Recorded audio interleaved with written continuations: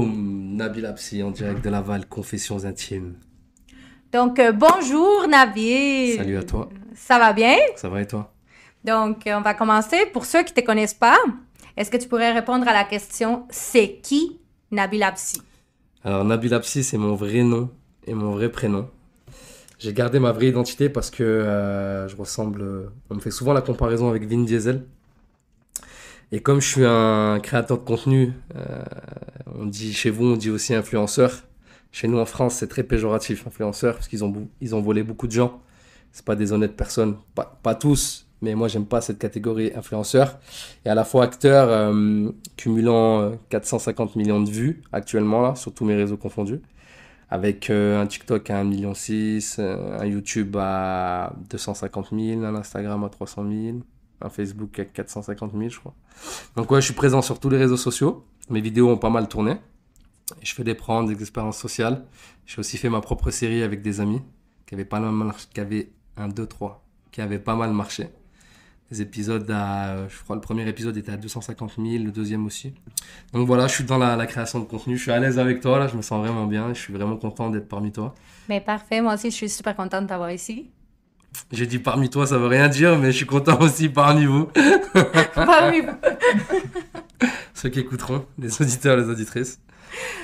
Donc, parle-moi un petit peu de toi, de ta vie depuis le début. Alors moi j'ai 32 ans là actuellement. Mon anniversaire c'est le 23 décembre. Oh, ça s'en vient? Ouais, ça s'approche bientôt, donc si vous voulez m'envoyer des cadeaux, tu leur laisseras mon adresse qui s'affichera en dessous, tu leur dis que t'as. Je plaisante.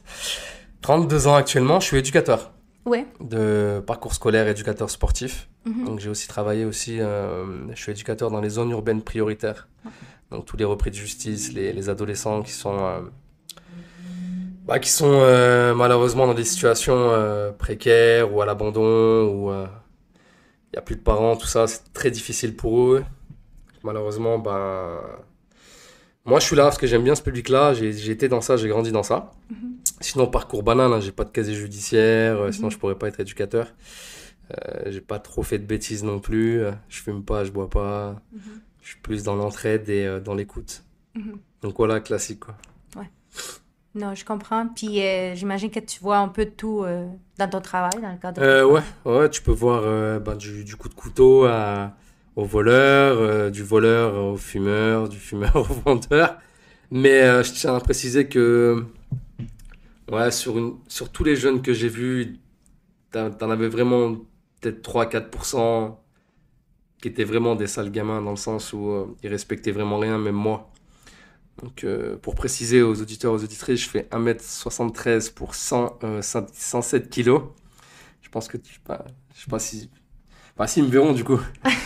Je fais aussi de la boxe. C'est quand même un physique imposant, mais ils ont quand même essayé de jouer. Même si le physique est pas là pour faire peur, tout ça, mais ils ont quand même essayé de jouer. Et ceux-là, les 5%, ils méritent pas ce qu'ils ont, mais ils font tout pour l'avoir. Alors que les 95%, ils ont vraiment un cœur bon. Ouais. Mais la vie est pas facile. Mhm. Et tu connais, la vie est pas facile dans le sens où quand t'as pas de parents, t'as pas de repères. Et moi, je peux pas être leur parent, je peux pas être leur papa. C'est-tu difficile? Non, non, non. Au début, quand tu commences en tant qu'éduc dans les zones urbaines prioritaires, tu sais pas trop te situer. Moi, ça m'arrive pas parce que je viens d'une zone urbaine prioritaire. Donc, je sais quel est le rapport de force avec Mhm. les gens, ceux de mon âge, ceux des quartiers, tout ça. Mais c'est pas facile quand, par exemple, une collègue à moi, ça l'a insulté, ça l'a menacé, ça a essayé carrément de la prendre au cou. Ouais. Et c'est une collègue, une amie qui venait de l'extérieur, donc elle connaît pas tout ça, mais elle avait vraiment comme moi l'envie d'aider ces jeunes-là. Et ces jeunes-là, ils ont rien compris. Tu sais. Mhm. Tu sais, ils pensent que tout le monde est contre eux, tu vois. Ouais.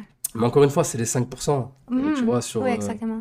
tu sais, c'est vraiment sur 100, c'est 5 gamins qui veulent vraiment, enfin, ils font tout pour détruire ce que tu construis, même avec le groupe, même avec les 95, tu vois.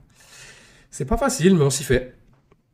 C'est le temps et comprendre, c'est Mais ça. c'est difficile de tracer la ligne entre je peux pas être leur père et je peux pas les aider plus loin que en étant éducateur. Ouais, c'est vrai qu'au début, ça tape au moral parce que tu as envie de t'investir, surtout quand tu commences un job et que c'était un job par vocation. Tu as envie d'aider plus, mais tu peux pas. Mhm. C'est pas que toi, tu veux pas, c'est qu'il y a une limite. Ouais. Il y a une limite de loi, il y a une limite de texte, il y a une limite de promiscuité entre l'éducateur et le jeune. Mhm. Donc, tu sais, je suis pas non plus leur frère. Tu vois, il peut pas me dire, il peut pas m'insulter, il peut pas me dire, wesh, ça va ou quoi ma gueule? Il peut pas me parler comme ça, tu vois. Ouais. Donc j'ai le langage, je viens de ces milieux-là, j'ai ma famille là, je les vois toujours. Mais quand on est dans l'établissement, je suis Nabil l'éducateur, je suis pas Nabil le créateur de vidéos, tu vois. OK. Ça aussi, ça m'a joué beaucoup de détours, hein, parce que les gens ils pensent que je suis comme dans mes vidéos. Mhm. Je le suis, Ouais. mais sur un lieu de travail, je peux pas être comme dans mes vidéos. OK. Je peux pas rigoler tout le temps, je peux pas sauter, je peux pas faire des pompes comme ça. Tu vois, ça aussi, il faut bien. Mais moi, j'arrive à mettre les limites avec tout le monde. Ouais. Il faut juste comprendre les gens, parler un peu avec eux. Dans les 30 secondes, tu te fais, entre guillemets, pas une avis, mais tu te fais un avis de qui t'as en face de toi. Mhm. Est-ce que c'est difficile de fois du fait que tu as comme deux emplois? C'était comme créateur de contenu, puis en même temps, tu es éducateur. Donc, est-ce que ça arrive de fois que tu te fais mélanger? Comme, je veux dire, Pas vraiment, parce non. que créateur de contenu, je le suis depuis 2 ans. Mhm. Donc, ouais, tous ces statistiques, tous ces chiffres-là, c'est en 2 ans que je les ai faits. La fierté, c'est bon. C'est ça. Et bah, est-ce que ça fait plaisir, tu sais, avec la passion d'une caméra. Enfin bref, on s'égare pas, on reste sur le thème. Je suis animateur dans les quartiers, en zone urbaine prioritaire, donc les ZEP, depuis que j'ai l'âge de 17 ans et demi. Mhm. Donc j'ai eu un BAFA, après, enfin, c'est des diplômes français, tu sais, dans l'animation, tout ça. Et le créateur de contenu, ça date de 2 ans et demi. Donc forcément, j'avais pas ça, mais depuis, là, j'ai travaillé dans d'autres établissements il y a 1 an et demi, 1 an. Ouais, 5 mois, pardon, parce que ça fait 5 mois que je suis là, que je suis revenu. Ouais, il y a 5 mois à peu près. Et là, les jeunes, ils comprenaient pas le. Ils pensaient, tu sais, le Nabil Apsi des vidéos de YouTube, de Snap. Non, non, non, c'est Nabil Apsi l'éducateur avant. On Ok. sort de l'établissement, ça peut être Nabil Apsi le créateur de contenu, mais tu n'abuses pas. Mhm. Parce que moi, ces jeunes-là, je la vois le lendemain. Ouais. Tu vois ce que je veux dire? Tu peux pas te permettre. Bah, tu peux pas faire ami. Mais même avec des inconnus, tu fais pas ami directement avec les gens. Tu parles, tu rigoles, tu échanges, mais tu respectes toujours la personne. Mhm. Enfin, même moi, insulter mes potes, je le fais pas. Ouais. Même pour rigoler, tu vois. Mhm. Non, je comprends. Il y a pour moi, il y a d'autres façons de taquiner ses amis, tu vois. Ouais, non, t'as raison. Puis, mettons ton vécu au niveau de ton enfance, est-ce que tu trouves que ça peut t'aider à comprendre les jeunes? Mais Quand tu parles c'est comme clairement la éducateur? ligne de conduite. C'est clairement la Ouais. ligne de conduite parce que moi, j'ai été élevé par une maman seule. Mon papa était en prison pendant un petit Mhm. moment, pendant 7 8 ans, plus une interdiction du territoire. Mais ça change rien au fait que mon papa, je l'aime et que mon papa, il a toujours été là pour moi et mes 8 frères et sœurs. Il n'y a jamais Mhm. eu de soucis. 8, On est 8, ouais. quand même, hein? Ah, ma maman, elle a bien travaillé. Papa aussi. Et bah, moi, je suis au milieu, donc j'ai dû m'occuper de ceux qui étaient en bas. Et ceux qui étaient au-dessus sont occupés de moi. Et j'ai eu des frères qui étaient en prison. Mhm. Ils ont eu des grosses peines, deux d'entre eux parmi les 8. Moi, j'ai pas suivi cette voie-là. Comme je t'ai dit, sinon je serais pas éducateur, hein. Ouais. Comme c'est des diplômes d'État, tu peux pas avoir de criminel, Mhm. casier judiciaire. C'était difficile pour ma maman, parce qu'on vivait dans un HLM pourri, clairement dégueulasse. C'est quoi un H... Habitation à loyer modéré. Ok. Alors, la France m'a aidé, parce que la France, c'est le pays le plus incroyable au monde. Mhm. Ça, je tiens à le dire et à le redire. La France, brat. La France. C'est vraiment pas. C'est mon pays déjà. Ouais. C'est mon pays où je suis né. Oui. Je suis fier de mes origines, tu vois. La France, elle te permet d'avoir 2 passeports, voire même 3, je crois. Tu peux être binationaux, peut-être en avoir une troisième, je sais pas, mais en tout cas, je suis franco-tunisien. Donc la France, c'est mon pays de cœur, c'est mon pays de naissance. Et la France, si tu veux, bon, c'est fermé, tu peux pas devenir riche, c'est un pays de caste, ça ils l'ont fermé les bourgeois. Mais c'est un pays où on te donne ta dignité. Tu peux pas, on va t'aider, on va pas te laisser dans la merde. Et ce pays, il est extraordinaire. Et malgré que ma mère était femme de ménage à mi-temps, donc tu sais, c'était des 15, 18, 20 heures, parce qu'il fallait bien s'occuper de nous, tout ça. C'est la France qui a aidé ma maman, c'est la France qui nous a aidé aussi à nous nourrir. Donc je suis reconnaissant envers mon pays, vraiment, tu vois. Mais elle n'était pas sur les bien-être social, non, elle travaillait, malgré Ok, tout ça, elle ouais. travaillait. Tu Parce que tu travaillais sais, fort. le travail, c'est une valeur. Tu vois, quand tu travailles, tu te sens utile, Mhm. tu vois. Puis socialement, tu croises des gens, tu échanges. T'es pas toute seule à te morfondre dans ton appartement ou tout seul, tu vois. Et juste ça fait du bien de croiser des gens, de pouvoir échanger, dire bonjour. Même pour toi, tu sais, le fait de, excuse-moi, le fait de, tu t'imagines si tu es toujours dans ton coin et que tu parles ton propre argot de quartier, tu sors pas, tu vois personne, tu restes qu'entre toi et les autres, tu te mets à parler en mode wesh ma gueule, ça va ou quoi, sur un ton dégueulasse. Mhm. C'est pour ça que le travail, il a une valeur, même si c'est pas un travail extraordinaire. Mais à un moment, on avait besoin de ça, de se dire, cet argent-là, il est à moi, c'est moi qui l'ai gagné. Donc, voilà. Mais oui, tous les travails sont importants, là, comme tu dis. Là, on Exactement. est une société, puis on a besoin de tous les jours de travail pour rouler là, comme il faut. C'est ça. Tu sais, je te mets une petite aparté. À Marseille, je m'en souviens, c'était il y a peut-être 5 6 ans, les éboueurs, tu sais, ceux qui ramassent les poubelles, ils s'étaient mis en grève. Et je te jure que tu le sentais, hein, au sens propre comme au sens large, hein. C'était le bordel dans la rue, ça puait. Tu le dois à qui, ça? Ouais, S'ils sont pas là, la ville, elle est foutue. c'est vrai, Donc c'est chaque vrai, chose est importante, tu vois. T'as besoin de tout le monde, en vrai. Tu c'est peux pas vrai. être tout seul, tu sais. Il n'y a pas de petits emplois. Il n'y en a pas. Exactement. Donc, ta mère travaillait énormément. Ouais, bah tu sais là, malheureusement, elle s'est fait le canal carpien. Tu sais, c'est Mhm. typiquement ceux qui font le ménage tout le temps, Ouais. tout ça, tu vois. Tendinite aussi au coude, les mouvements à répétition, à force Mhm. de nettoyer, s'asseoir, là, les coudes. Puis après, tragique, L4, L5, lombaire, les disques, tu sais, à force de porter. Tu sais, je peux te faire porter, je sais pas, les tables, tu sais, quand t'es en hôtellerie, femme de ménage en hôtellerie, c'est physique quand même, tu vois. Si tu fais ça 30 fois dans la journée, 40 fois dans la journée, là, 41 fois, le mouvement il est dégradé, t'as plus le dos droit. À force, tu fais le dos rond. Donc, c'est tes lombaires qui prennent. Mhm. Et ça, sur 15 ans de carrière, tu peux être sûr que tu vas te briser les disques. Et tu vas te retrouver soit avec une syphose dorsale, soit devant, ou soit tu vas te retrouver à plus pouvoir marcher. Et ça s'opère très mal, tu vois. Et ma maman, elle a eu la L4, L5, ouais, elle a eu les disques, ouais. T'avais quel âge quand elle a eu ça? 15 16 ans, hein. Ok, Ça fait mal au cœur, je te jure. c'est sûr. Ça me met les glandes d'en parler, mais c'est normal, il y a pas de... Je suis à l'aise avec ça, tu sais. Ouais. Parce que je vois ce petit bout, elle fait 1,50 m, ma maman. Tu vois, elle fait 1,50 m. Je vois ce petit bout se lever, l'hôtellerie, il faut aller au travail à 4 heures du matin. Tu sais, c'est les rushs du matin jusqu'à 10 heures. Et puis c'est coupé en deux. Des fois, tu reviens de 18 à 21.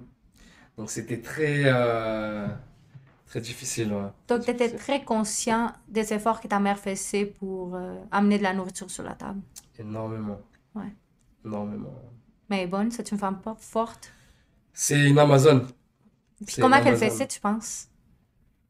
C'est-à-dire le courage, la force. Ouais. Ben, ça va peut-être te faire rire, mais bon, c'est... Ma maman est algérienne. Et les Algériens, ils sont connus pour être très fiers. Il y a même... est-ce que tu connais Dragon Ball Z? Dragon Ball avec Vegeta, non, ok, bref. Les auditeurs et auditrices, ils reconnaîtront. Il y a un personnage qui s'appelle Vegeta dans ce Mhm. manga. C'est un personnage qui est très fier. Il refuse de perdre. Il travaille fort, il se bagarre. Et ils avaient dit à l'assistant du mangakana en France, on lui avait dit que Vegeta, le personnage, on dit qu'il est algérien parce qu'il est fier. Donc le réalisateur, enfin le mangakana japonais, ça l'avait fait rigoler. Et ma maman, je pense que c'est ça. Trop fier pour ne rien faire, tu vois. Ouais. Trop fier pour ne rien faire. Tu vois, c'est vraiment... c'est pas de l'immigration gâchée. C'est pas quelqu'un qui est venu pour dormir. Même mon papa a travaillé plus que les Français. Il a travaillé toute sa vie, plus que les Français. Il a payé des impôts plus que les Français. Il a eu son temps en prison, mais il a fait ce qu'il avait à faire. Ouais. Avant, il bossait. En prison, ça l'a arrêté. Il a sorti de prison, il bossait. Tu vois. Moi, je parle pas comme mon papa m'a appris là, hein. Mon papa, il parle vraiment très très bien. Il n'a pas un mot au-dessus de l'autre. Il coupe pas la parole. Il est toujours bien habillé, très souriant. Ne fume pas, ne boit pas. Il a toutes ses dents. Tu vois, pas de problème de peau, pas de gros ventre. Vraiment clean.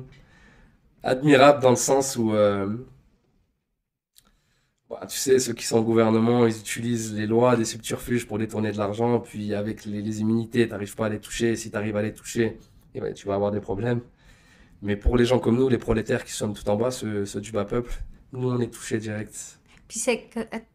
Mais toi, t'avais quel âge quand ils l'ont pris C'était en en prison? 2003 qu'il y a eu tout ça. J'avais 11 ans. Ok, t'étais jeune quand Et même. c'est à partir de là que ma maman, elle s'est retrouvée toute seule. Ok. Puis il n'y avait pas de fonds d'argent qu'elle pouvait utiliser pour vous, en fait. Non, non, non, non, ma maman, c'est quelqu'un d'honnête et, comme je t'ai dit, fier. Tu peux pas la corrompre. Ouais. Je peux pas. C'était-tu difficile pour toi quand t'as vu ton père partir en prison? Bah, c'est normal quand t'as 12 ans. Quand t'as 12 ans, ton papa il est en prison. Bah, déjà, on lui met les menottes dans l'appartement devant toi. Tu sais. Oh, tu t'en souviens de... Ouais, parce qu'en fait, en France, ils ont un protocole. C'est qu'ils viennent taper à ta porte à 6 heures. Mais Ça doit être 6 heures? à 6 heures, ouais. À Toujours 6 6 heures, heures. ils viennent te soulever, on dit. C'est-à-dire, ils te soulèvent du lit. Et c'est pas. Non, ça c'est trop gentil, tu sais. Ah C'est ça oui? tape fort, ça crie. En fait, ils essayent de. Ils mettent une ambiance de peur. OK. Ils jouent sur la psychose, tu vois. Mais quand Même s'il y a des enfants à la maison. Même s'il y a des enfants, ils respectent pas. Ils te mettent une ambiance de peur. Tu comprends? Ouais. Ils essayent de te mettre dans un état où t'es paniqué, tu sais plus quoi faire, tu vois, tu sais plus où aller. Donc ils te mettent quelque part. Ça a du sens ce qu'ils font parce que qu'ils viennent te soulever sans te prévenir avec la peur, ça t'es désemparé. Si t'as quelque chose à cacher, tu doutes, tu sais pas ou tu vois. Mais quand t'es enfant, ils te mettent la haine dans ton cœur. OK. Et la haine dans le cœur, une toute petite tache, faut même pas qu'elle y soit. Donc moi ça va, j'ai réflexion, tout ça, j'ai grandi en réfléchissant, j'ai appris à mes frères et sœurs. Mais quelqu'un qui voit ça, qui vit ce que j'ai vécu et qui son cœur est pris, il aura la haine contre la police. OK. Il aura la haine. Ouais, Et je en peux fait, comprendre. c'est un cercle vicieux, t'en sors pas. Ça. T'as-tu ressenti de la haine après? Un petit peu? Non, Rien? non. Pour un homme. Pour un spécialement. Donc, raconte-moi comment ça s'est passé. C'était un homme de la SRPJ de Lyon. Ouais. Donc tu vois, c'est les gros trucs.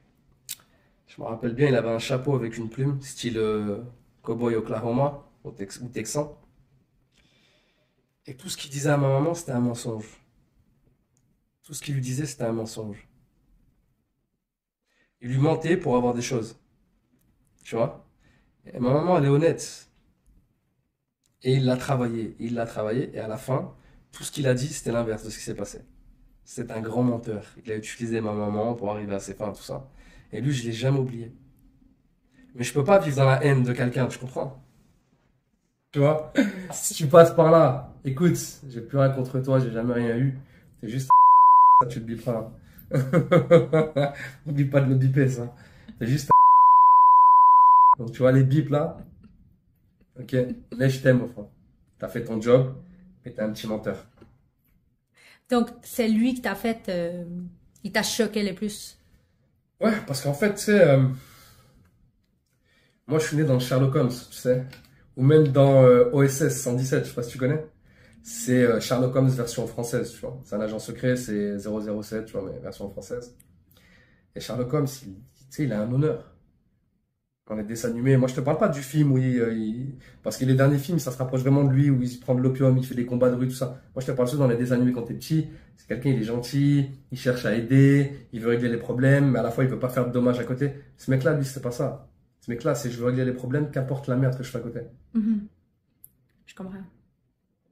Il y a un homme, il a dit, un grand homme d'ailleurs, un grand pouvoir implique de grandes responsabilités. C'était Ben Parker, l'oncle à Spider-Man. C'est lui qui a dit ça. Tu vois, on n'a jamais oublié cette phrase. Un grand pouvoir implique de grandes responsabilités. Ce mec-là, il était haut placé. Moi, si je suis à sa place, je fais attention à ne pas heurter les gamins. J'ai pas envie qu'il y ait une haine de la police.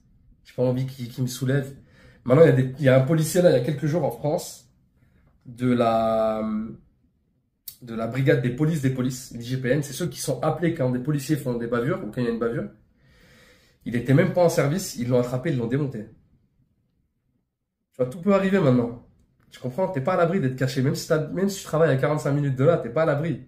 On va te retrouver une photo, on arrive, on te démonte. Les gens, ils font vite, tu sais, avec les réseaux, les photos maintenant. Avec les réseaux sociaux, les snaps, ça s'envoie des trucs. C'est pour ça que je pense qu'il faut impérativement calmer et penser aux actes. Je sonne à 6 heures, je tape la porte. S'ils veulent bien m'ouvrir gentiment, j'opère gentiment. S'ils me forcent, j'opère à la hauteur de ce qu'ils font de moi. Et si je vois des gamins, j'essaie de ne pas leur mettre la haine ou la peur, tu vois. Mais je comprends ce que tu veux dire, puis je trouve ça logique. Parce que commencer la haine dans les enfants, ça peut amener tellement de mauvaises conséquences à la société tout court. Donc toi, tu t'en souviens qu'ils sont venus, ils ont claqué la porte, ils ont rentré, puis ils ont fait quoi par la suite? Police, sa gueule, tu vois. Il voulait sortir, c'est un bélier, tu sais, pour casser la porte. Mais il n'y avait pas besoin, ma mère, elle a ouvert, tu vois. Mais à ce moment-là, j'avais petite sœur, petit frère, encore plus jeune que moi, qui pleurait, qui criait. Et puis quand ils viennent chez toi, ils font une perquisition. Donc ils enlèvent tous tes meubles, ils les retournent, tes papiers sont tous par terre, tes culottes, tes affaires, tout, tout est par Puis terre. vous étiez là. Ah, tu peux rien faire. Vous regardiez tout. Il n'y a personne qui vous a sorti. Et voyons donc. Ça a duré combien de temps? Dans ta tête d'enfant, désolé. Pour moi, c'était une éternité. Je pense en temps réel, ça devait être 1 heure, 1 heure et demie. Mais pour moi, c'était une éternité. Puis là, ils ont pris ton père tout de suite. Bah, en fait, si tu veux, ils ont fait quelque chose que je trouvais détestable. Ils lui ont mis les menottes alors qu'il était en caleçon. Pourquoi tu ne le laisses pas mettre un jean, un t-shirt? Pourquoi tu lui mets les menottes devant nous? En plus, je t'ai dit quoi juste au début? Je t'ai dit que mon père, c'était quelqu'un de respectable dans le sens où il va pas sauter par la fenêtre, il va pas t'insulter, il va pas crier. Non. Mon père, il a une dignité, comme dans les films. C'est vraiment, vraiment comme dans les films de Martin Scorsese. T'attrapes mon père, tu lui dis t'es en état d'arrestation, t'as les droits, il te dit ok. Bah, je vais mettre mes chaussures, je vais mettre ça, je vais prendre ma brosse à dents et on y va. Ouais. Tu comprends? Il y en a d'autres, ils vont sauter par la fenêtre, crier, faire du cinéma. Non, garde ta dignité, t'es pris, t'es pris. Puis en plus, vous étiez toutes là.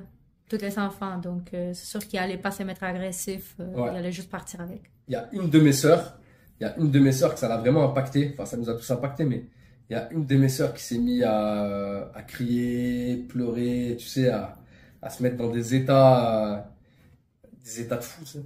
Ouais. C'est normal parce que moi en tant que garçon, j'étais aussi dans cet état à l'intérieur, mais je peux pas perdre la face. Faut pas que j'affole. Alors ouais, tu te dis comment à 12 ans me présenter comme ça, mais c'est parce que quand tu es élevé par un soldat, mon père c'était un soldat, tu vois. Quand tu es élevé par un soldat dans la maison, bah, tu caches tes sentiments. Tu pleureras après, tu vois. Ouais. Ok, même à 12 ans. Ouais, ils nous avaient inculqué ça. Toi, t'étais comme je peux pas pleurer, je peux pas Non, je pleurer. vais attendre. Parce que si je pleure, ça va faire encore plus de peine à maman. Déjà qu'elle est choquée, je peux pas. Je peux pas pleurer, il faut que je tienne. Oh my gosh. Je comprends. T'as-tu tenu? Eh oui, Brad, j'ai tenu parce que je suis un solide. Les gros bras, c'est pour ça qu'on tient. Puis là, ton père, est-ce que avant qu'il vienne chercher, t'avais une belle relation avec lui? Ouais, toujours. Papa, maman, moi je suis pas quelqu'un qui a manqué d'amour. J'ai Ouais. pas manqué d'amour, j'ai pas manqué d'affection, j'ai pas manqué d'aide. Non, je suis pas quelqu'un qui a été. Non, on est 8, ils ont géré avec les 8. Puis tes frères, les plus vieux, tu penses que ça l'a choqué? Ouais, parce que lui, il est rentré en prison juste après. 2 de mes frères sont rentrés en prison. Juste après? Alors, non, je te dis une bêtise, le plus grand était déjà en prison. Ouais. Et celui-là, en dessous, est rentré en prison pour y aller avec mon père. Ok. Ouais, On va aller le c'est chercher? Ouais, il s'est sacrifié, non, pour être avec lui. Mais comment qu'il a fait? Bah, il a fait une connerie dehors et volontaire. Et il s'est retrouvé en prison avec mon père. Il est resté avec lui le long de la peine. Wow. Parce que tu sais, en prison, bah, c'est un peu la loi de la jungle. Ça aussi, c'est un truc à savoir. En France, on te dit, la prison, ça va te mettre bien, tu sais, ça te fait réfléchir. Mais tu sais, si tu prends une mauvaise personne, un braqueur, un dealer, un vendeur, ok? Tu les mets dans le même endroit. Il va se passer quoi? Ils vont faire des connexions. Ouais.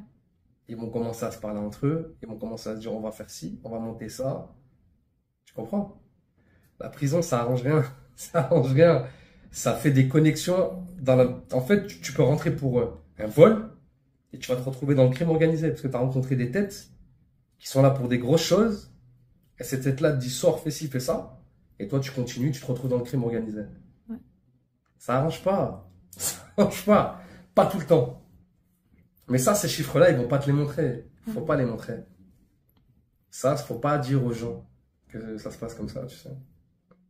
Ça peut bien tourner, mais ça peut aussi mal tourner. Ça dépend du choix de la personne, comme tu dis justement. L'être humain, il n'est pas fait pour vivre seul. On n'est pas fait pour vivre seul. On n'est pas fait pour rester seul. Tu penses? Bah, je suis même sûr de ça, 10 000%. Parce que si on se base sur... Après, faut y croire ou pas, tu sais. Mais si on se base sur Adam et Ève, les deux, ils sont arrivés en même temps. L'être humain, il est pas tout seul. Après, ça dépend de la théorie. Si tu veux descendre du singe aussi, mais il y avait déjà des singes qui sont devenus humains. Enfin bref, l'être humain n'a jamais été tout seul depuis le début de l'humanité, tu vois. Comme, comme les gays. Tu sais, les gays, ça existe depuis le début de l'humanité. Tu sais, il y a rien de choquant, en fait, vu que ça existe depuis toujours. C'est vrai. Donc, tu sais, les gens, ils choquent, mais il y a rien de choquant. Ils sont là depuis le début. Et, et c'est pour ça que l'homme, enfin, l'être humain, femme, homme, ce que tu veux, il peut pas être tout seul. Quand tu restes tout seul, tu fais quoi? Tu commences à te parler à toi-même. Mais même, puis même, t'évolues pas. Ouais. T'évolues pas. Si tu restes vraiment centré sur toi-même tout seul, tu fais quoi? T'apprends quoi? Rien. T'apprends rien. Tu deviens un gogol qui te parle à toi-même. C'est débile, ça. Tu progresses de rien, tu vois. Et ben, c'est justement ça. Tu te retrouves en prison. Même si tu veux rester tout seul, alors tu peux être en isolement et là tu seras tout seul, mais ça aussi c'est un truc de débile, je crois. C'est 23 heures sur 24, t'es enfermé. Puis est-ce que tu pouvais l'appeler? Ouais, on peut s'appeler. Ouais. Il y a Ouais. les parloirs aussi. Est-ce que tu pouvais le visiter? Ouais, avec les parloirs, tu vois. Comment t'as trouvé ça, ta première visite en prison? Ouais, c'était pas beau, hein. C'était pas beau. Comment c'était? Est-ce que tu te fais fouiller? Est-ce que tu te fais Bah, poser déjà, des tu te fais questions? fouiller. Comme dans les aéroports. Tu passes tu passes ton blog, tu poses tes affaires, tout ça et tout. C'est exactement le même protocole. Sauf que moi, ce qui m'a étonné, c'est que en France, tu sais, on dit souvent que la criminalité vient des Arabes et des Noirs. Mais moi, quand j'étais au parloir, j'ai vu beaucoup de Blancs.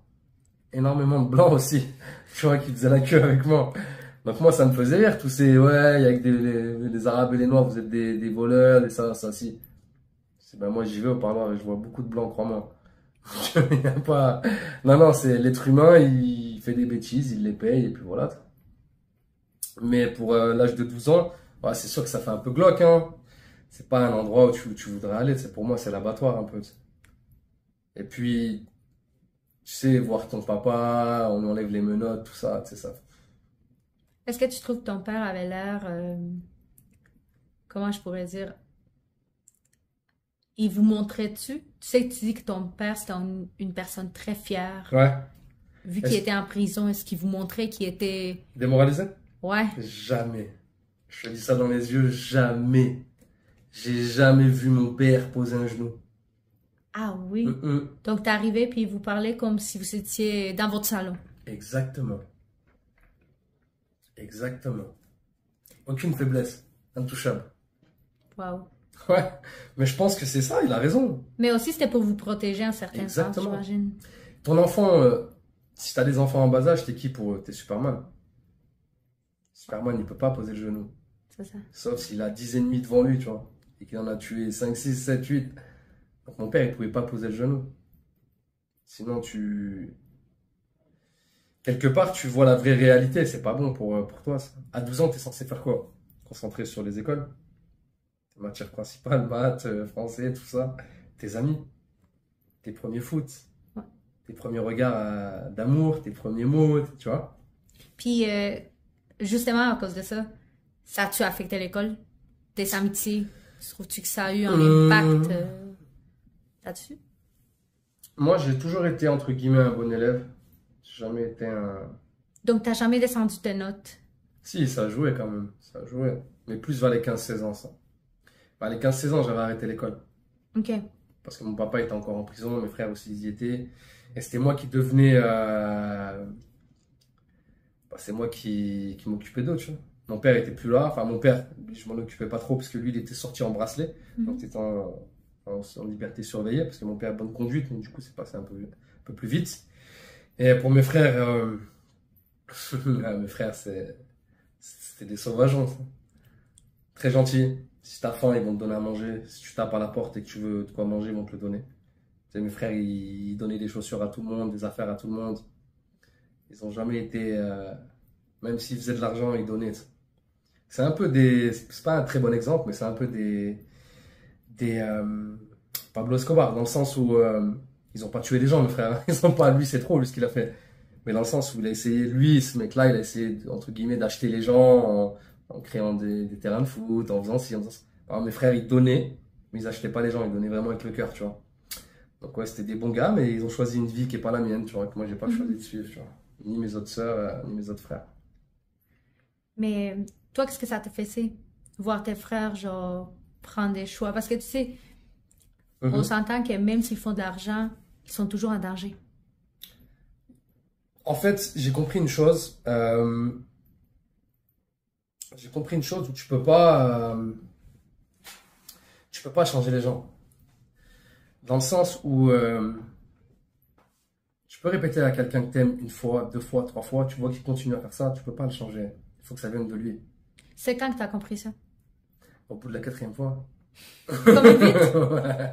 Au bout de la quatrième fois, là, je me suis dit, Mais c'était quand même vite, je te dirais. bah ouais, Il y a du mais, monde qui passe toute leur vie à essayer de rétablir quelqu'un. ouais, mais faut recontextualiser. À ce moment-là, je suis un petit gamin. Je suis un petit gamin, mes frères, ils ont de l'âge, tu vois. Et comment, chez nous, les Arabes, il y a une hiérarchie. Tu vois, tu dois respecter ton aîné, tout ça, un peu à la japonaise, tu sais. Et comment tu peux dire à ton grand frère, alors que t'es ado, ce que tu fais, c'est de la merde, tu sais, arrête, s'il te plaît, tu vois. Lui, il va te dire oui avec le sourire, ça le fait rire de voir son petit frère mais dès qu'il va tourner le dos, il va retourner avec ses amis, tu vois. Donc c'est pas, non, c'est pas une affaire, tu vois. Vaut mieux stopper, c'est plus simple. Donc ça t'a aidé à prendre la maturité parce qu'on s'entend que, tu sais, des fois, on veut dire au monde comment vivre, mais Mhm. c'est pas leur choix à eux autres, c'est nos choix de comment nous on veut vivre, comment nous on voudrait que eux autres ils vivent. Donc, t'as appris ça vite, t'as arrêté de les pousser. Bah, en fait, ce qui m'a saoulé, c'est surtout de voir ma maman. Tu vois, ma maman qui était là à se prendre la tête, à essayer de changer les choses, alors qu'eux, ils écoutaient pas. Et c'est à partir de là que j'ai compris que ça servait à rien. Chacun mène sa vie comme il veut. Les gens que t'aimes, tu leur souhaites que du bien. Mais si eux, ils se détruisent, tu veux faire quoi? Tu peux rien faire. Donc ouais, c'est sûr, comme tu as dit, la maturité, elle avait pas le choix. C'était soit ça, ou soit je les rejoins dans le mal. Et moi, je suis quelqu'un de bien. Même si mes frères là, ces mecs-là, c'est des mecs bien pour moi. Même pour plein de gens que je les connais, c'est des mecs bien. Mais ils ont choisi une ligne qui est pas la mienne, tu vois. Donc à partir de là, chacun fait sa vie, tu vois. Puis comment tu trouves voir quelqu'un qui t'aime se détruire en certain sens, se mettre dans une situation Ça de fait mal. danger? Ça fait trop mal. Ça fait Ça mal. fait trop mal. Puis Parce qu'est-ce que, que tu fais pour pas ressentir le mal? en fait, ça fait mal parce que cet impact-là, il touche ma maman. Ok. Si je voyais pas ma mère pleurer, si je voyais pas ma maman se mettre en sanglots, tu vois, trembler, pleurer tout le temps, ne pas manger, je dirais, écoute, frangin, tu ruines ta vie, c'est toi, mais là, en fait, tu ruines ta vie et tu mets mal notre mère. Donc à partir de là, c'est triste. Ouais. C'est triste pour moi, pour mes frères et sœurs, pour ma maman, tu vois. Donc c'était surtout relié à ta maman. Tu laissais tes sentiments de côté, puis c'était surtout ta maman qui venait te chercher. Ouais, parce que chez nous, les Arabes, la maman, c'est un pilier. On fait croire au peuple, on fait croire aux gens que la femme chez nous est inférieure ou elle vaut rien, mais c'est pas vrai. Tout tourne autour de notre maman. On aime notre mère plus que tout. Tu vois, c'est le pilier, c'est le central. Je peux pas, c'est la madre, je peux pas la laisser, tu sais. Ouais. Elle est plus importante que tout, elle est plus importante que moi. Mhm. Si elle va bien, je vais bien, si elle va mal, je vais mal. Ouais. C'est aussi simple que ça. C'est une connexion, tu sais, on est en harmonie, tu vois. Ok, donc t'as une très forte connexion avec ta mère quand même. Tu vois, même de dire, ça va peut-être te paraître bête, mais même de dire mère, je le dis pas, je dis toujours maman. Ouais. C'est rien, je veux dire, tu peux le dire, il n'y a pas de souci avec ça. Non, non, non, j'ai compris, c'est Mais correct, pour maman. moi, tu sais, Moi aussi, je dis maman. c'est ça. Quand les gens me disent, oh, je suis avec ma mère, je dis, moi, je peux pas dire ça, je suis avec ma maman. Parce que je sais pas, pour moi, alors, c'est peut-être juste moi, mais pour moi, c'est trop vulgaire. Ouais. Tu Mais vois, je te comprends parce que moi, en espagnol aussi, je dis maman. Tout le temps, je dis pas madre. tu vois, c'est ma maman, c'est celle qui, enfin, ouais, voilà, c'est ça, c'est le pilier. Ok. Puis, as-tu reçu comme du jugement de la part des autres, comme à l'école? Énormément. Raconte-moi ça, Énormément. comment ça s'est passé? Énormément. Vous savez quoi? Donc, comme je t'ai dit, je viens d'un quartier, si t'as bien suivi l'échange. Dans le quartier, il y a beaucoup de commères. Il y a quelque chose qu'on dit chez nous, c'est le téléphone arabe. Les Arabes, ils parlent trop. Mais c'est tout le monde en vrai qui parle trop. C'est pas que nous, c'est tout le monde. Et soi-disant, on est des frères. Soi-disant, on est des frères. Soi-disant, on est des frères. Bah, ces propres frères-là se sont mis à plus vouloir traîner avec moi. Pas tous, mais quelques-uns. Et en disant que je venais d'une famille de tolards. Donc, C'est quoi ça? les tolards, ceux qui vont en prison. OK. C'est péjoratif. Donc, c'était tes amis proches, tes amis d'enfance. Exactement. Ah, Exactement. Et c'est là où tu vois que c'est des hypocrites. Mais là où c'est incroyable, le karma ou Dieu ou le destin, ou ce que tu l'appelles comme tu veux. Mais ces familles-là se sont retrouvées 5 à 10 ans après moi à aller en prison. mais tu sais qu'ils disent, il y a une phrase qu'on dit dans mon pays, il faut pas regarder le monde d'en bas parce que tu vas le recroiser si tu descends. Euh, Donc, c'est vrai. Ça prend tout son sens. Mais mettons, quand ils t'ont jugé, puis ils voulaient plus traîner avec toi, c'était-tu poche du fait que ils voulaient pas se traîner avec toi à cause de quelque chose que tu ne pouvais pas changer? Non, c'est qu'en fait, je faisais partie des infréquentables. Mais les gars, qui c'est qui a un casier judiciaire aujourd'hui? C'est pas moi, c'est vous, les gars. L'infréquentable, les infréquentables, c'est vous, c'est pas moi. Tu vois, la vie, elle est faite comme ça. Karma, Dieu, ce que tu veux, a fait que ces gens-là soient allés en prison et pas moi. Ok. Qui est éducateur aujourd'hui? Qui est diplômé d'État? Moi. Qui n'a pas de casier judiciaire? Moi. Qui a un casier judiciaire? Vous. Ouais, la vie est très fragile. La vie, Hein. elle fait rigoler. La vie, elle est marrante. C'est pour ça qu'il faut pas juger les gens. Faut pas juger les gens. Toi, Un- t'étais déçu quand ils ont arrêté de te Mais parler? c'est normal. Parce que on vit dans un quartier, black, blanc, beurre, asiatique, spanish, ce que tu veux. Ce qui nous relie, c'est socialement. On est en bas. Donc socialement, vu qu'on est en bas, c'est la misère qui nous rassemble, tu comprends? On est enfermé dans des tours dégueulasses, on habite là. C'est que socialement, on peut pas aller plus haut que ça. Puis, vu que tu habitais dans un quartier comme ça, tu voyais-tu beaucoup de problèmes sociaux? Il n'y a que ça. Comme, quoi, qu'est-ce que je t'ai dit, de la violence conjugale, de la violence envers des enfants. T'entendais-tu souvent des familles qui étaient... La violence conjugale, j'en ai pas vu énormément. J'en ai pas vu énormément. Ça aussi, le racisme, j'en ai pas vu énormément. Tu sais, on appelle ça les quartiers populaires. C'est pas pour rien, c'est qu'il y a tout le monde dedans. C'est ce que je leur dis, moi. Je leur dis, je peux pas être raciste. Je viens des quartiers populaires. Au premier étage, j'avais des Marocains.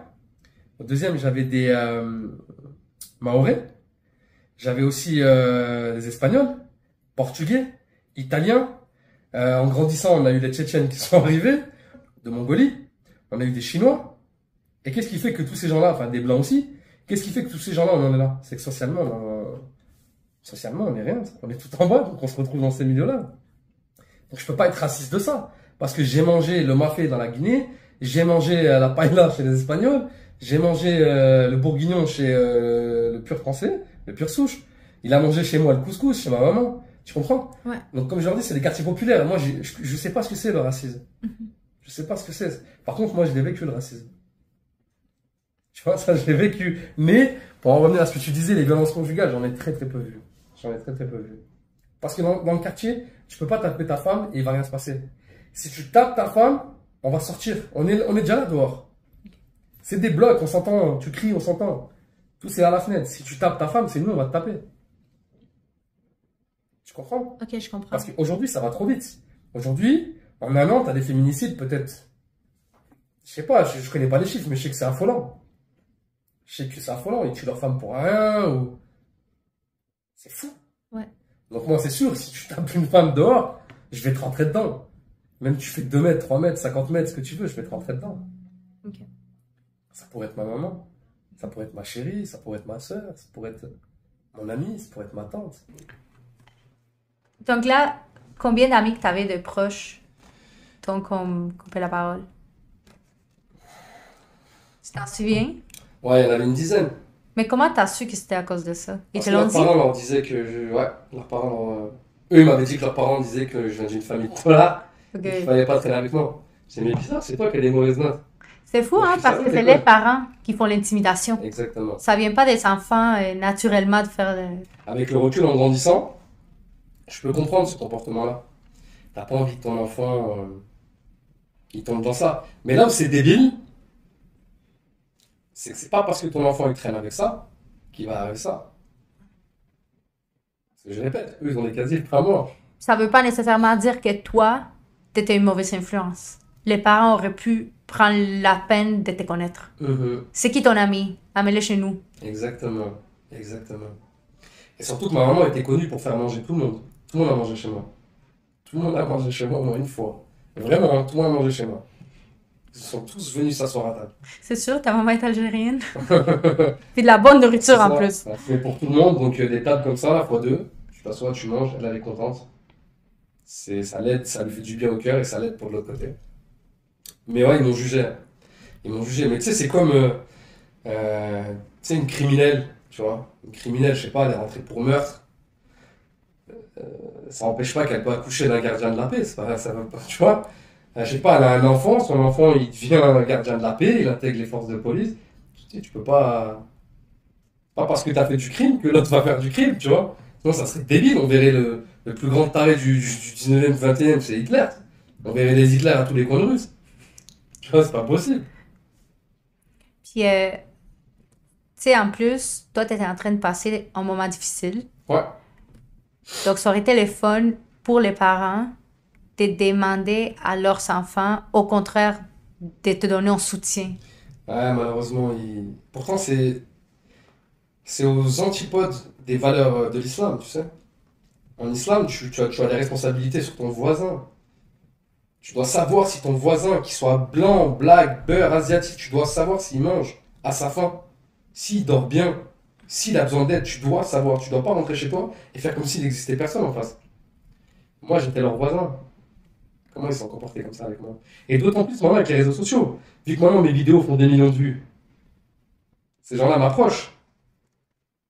Donc, est-ce que tu trouves que c'est une attitude très hypocrite? Énormément Euh, hypocrite. ouais. Le monde est hypocrite. C'est pour ça que j'ai gardé une base d'amis d'enfance. Tu vois? Comme quand on s'engueule. Parce que ton vrai ami, c'est quoi? Ton vrai ami, c'est celui-là qui va te dire ce que tu veux pas entendre. Ton faux ami, il va te dire quoi? Tout ce que tu veux entendre. Ok. C'est bien dit. Et tu vas comprendre. Et dans ta tête, tu vas pas réussir à comprendre que ce vrai ami-là, là, qui te dit ce que tu veux pas entendre pour que tu t'améliores, parce que ça lui fait mal de devoir faire ça, on va te faire croire que c'est lui le mauvais. Qu'il est jaloux de toi. Non, il te dit la vérité parce qu'il t'aime. Si moi, mon ami et mes amis d'enfance, ils se mettent à fumer, je vais leur dire, ça me fait mal ce que tu fais. Arrête de fumer. J'ai pas envie que dans 10 ans, t'as un cancer et qu'on soit là à te mettre C'est moi qui mets les coups de pelle pour fermer ta tombe. J'ai pas envie de ça. Mhm. S'il te plaît, arrête de fumer. Mais l'autre qui est dans le même truc que lui, tiens, prends ta bière, fume, tout ça, ça n'a pas de sens. Il te laisse et il t'engraine dans sa merde. Puis, avec tout le jugement que tu as reçu, est-ce que ça t'est arrivé de te sentir lié ou coupable des erreurs? Tu sais, comme de te sentir comme si c'était de ta faute Non. en étant un enfant? Non, non, non, non, non, non. Parce que ça arrive souvent quand t'es un enfant. Que tu culpabilises de tout Ouais. ça? Non, non, non, non, non, pas du tout, pas du tout, pas du tout, pas du tout. J'étais. Non, non, non, parce que je t'ai dit, j'ai eu l'amour de ma maman, j'ai eu l'amour de mon papa. Non. Même si on manquait de tout, j'ai pas manqué de parents. Mhm. C'est le plus important. C'est le plus important. C'est le plus important. C'est des piliers fondamentaux. À quel point que tu penses que la présence et l'amour des parents est important dans la vie de quelqu'un? C'est important à 10 000%. Parce que, comme je t'ai dit, moi, mon papa, c'était Superman et ma maman, c'était Supergirl. J'ai besoin d'eux. J'ai eu besoin d'eux. Tu peux pas. Regarde, rien à voir, mais il y avait Jean-Jacques Rousseau qui était un philosophe de Genève, donc Suisse actuellement. Bon, lui, il était croyant comparé à Voltaire, tout ça et tout, c'était un protestant. Et il expliquait, en fait, grosso modo, il explique que l'être humain, homme, femme, tout ça, naît bon, mais la société le rend mauvais. Et j'ai réfléchi, j'ai lu un peu sur ça. Je suis pas un expert, loin de là. Mais quand tu regardes, quand tu arrives au monde, t'es bien, tu sais, t'es pas méchant, t'es un bébé, tu vois. Mais s'il n'y a pas tes parents, s'il n'y a pas une structure, tu vas le devenir méchant. Parce qu'on vit dans une société où on te met l'argent dans le cœur, on te met ci, on te met ça, tu vois des dessins animés, il y a des parents qui sont là, toi t'as pas tes parents. En fait, c'est trop vicieux ce truc-là. Les parents, c'est trop une grande base. Donc s'il vous plaît, ne faites pas les enfants pour les laisser. Donc toi, tu trouvais, quand ton père était en prison, même s'il était loin, il essayait quand même de communiquer avec Toujours. toi, il essayait toujours de t'aimer, de Non, te toujours, dire je je suis t'assure. là pour Ouais. Ouais. toi. Même là, regarde, j'ai 30 ans, il continue de m'appeler tous les jours. Tu vois, si je réponds pas, il rappelle direct. Non, il n'y a rien qui change. Il n'y a rien qui change. Ça l'a-tu fait mal, tu penses? Le jugement que le monde a porté Non, à ta parce que mon famille. père, il a fait beaucoup de bien. Il a fait beaucoup de bien pour beaucoup de familles. Même à l'heure d'aujourd'hui, il y en a qui me croisent, dès qu'ils savent que je suis son fils, ils me font la bise. C'est pour ça que j'ai gardé Nabil Apsi aussi. Parce que c'est son nom de famille. C'est lui qui me l'a donné. Donc j'honore. Tu vois, il y a les trophées YouTube, maintenant les gens ils me reconnaissent. Ils me disent Nabil Apsi, Solid Bolide, ils disent mes expressions, Dawai Brat, ça me prend en photo à Montréal, ça me prend dans le Vieux-Port. Aujourd'hui encore, ça m'a pris en photo. Et quand ils me disent Nabil Apsi, ils parlent de qui? Ils parlent du nom de famille de mon papa. C'est pour ça que j'ai gardé Nabil Apsi, c'est pour lui aussi. Ouais, mais oui. Pour redonner les lettres de noblesse à mon prénom, enfin à mon nom de famille. Solide. N'oublie pas de liker la vidéo et de follow. Mais écoute, c'est beau le fait que ton père y était pressant tout en étant loin. Ouais. Mais après, comme je t'ai dit, tu te rappelles, je t'ai dit que mon papa, il avait une hygiène de vie. Il fumait pas, il buvait pas. Je comprends, c'est pas quelqu'un qui nous tapait, c'est pas quelqu'un qui était sous produit, sous fume. Non, c'est quelqu'un qui travaillait. C'est tout. Tu comprends? Mais il faut recontextualiser. Mon papa est un immigré. La France a colonisé le pays de mon papa. Elle a fait des choses terribles dans son pays. Elle a esclavé, elle a tué, elle a créé la bombe nucléaire, elle a dégueulassé les sols, d'uranium, de tout ce que tu veux là, de radioactivité. Elle a massacré, elle a interdit de se regrouper, elle a mis des couvre-feux. Mais encore ça aujourd'hui, que tout le monde le retienne bien ça, que tout le monde retienne ce que je dis. C'est le passé, on fait un devoir de mémoire. On n'a pas à sortir et à dire ah sale blanc, c'est de ta faute. Je comprends. Ça, ils entretiennent la haine, ces gens-là. Non, la France a fait ça, ok. Ok. Si on avait été là à ce moment-là, ça serait pas passé comme ça. On aurait empêché ces gens-là de faire ça, tu vois. Mais l'histoire a fait que c'était comme ça, point barre. Je peux pas revenir dans 100 ans, tu vois. Mon père est venu en France, on l'a ramené. Pour retaper la France, 45, tu vois, Seconde Guerre mondiale, tout ça, Hitler et tout. Mon père, il a fait des boulots de merde. Il a tout accepté. L'humiliation, tout ça. Bah, c'est comme un Cubain qui arrive à Miami. Puis, c'est comme il y a du monde qui vous ont porté du jugement. Mhm. Il y a du monde qui ont fait tout à fait le contraire. Ouais, il y a beaucoup de familles qui ont été là quand même. Il y a beaucoup de familles, hein. Mais tu vois ce que je te disais tout à l'heure, quand tu rentres en prison, tu fais les connexions. Bah là, c'était les familles de Tola. Donc tu sais, ça arrange rien en vrai, tu vois. Ça, socialement, t'évolues pas avec ça. Et je les aime, j'ai du respect pour eux, mais t'évolues pas avec ça. Non, je comprends. Faut pas trop rester entre Tola, ça sert à rien. Faut pas trop rester entre Tola. Non, faut pas. Donc, il n'y en a pas des familles tant spécifiques qui vous ont vraiment aidé, qui ça a changé ta vision des choses. Non, non, j'ai pas eu ça. Il y a beaucoup de jugements qui est apparu de nulle part. Tout le monde, Puis là, ça veut dire que tu gardes encore contact avec tous les membres de ta famille. presque, quoi. Moi, comme je t'ai dit, moi, je suis très sociable. Je parle avec tout le monde. Puis maintenant, avec les réseaux, ben, comme ça fait des millions de vues partout, les gens ils reconnaissent, donc forcément. Moi, je prends dans les vidéos, je rigole, je m'arrête, je sympathise. Je comprends. Puis c'est quoi qui t'a inspiré à commencer à créer du contenu? Comment ça s'est passé, ça? J'ai toujours aimé les vidéos. J'ai toujours aimé les vidéos, j'ai toujours aimé faire rire. En fait, mon titre, c'est créateur d'émotions. Je sais pas si t'as fait attention. Et ben, je suis ça. Moi, ce que j'aime, c'est créer, vivre l'émotion. Et toi, avec ton téléphone à l'autre bout du monde, tu regardes ma vidéo, tu ressens. Avoue que c'est fou quand même. Ouais. Avoue que c'est fou, non? Je t'ai fait ressentir ce que moi j'ai ressenti. Quand je me verse de l'essence, sur Facebook, elle a fait 32 millions de vues.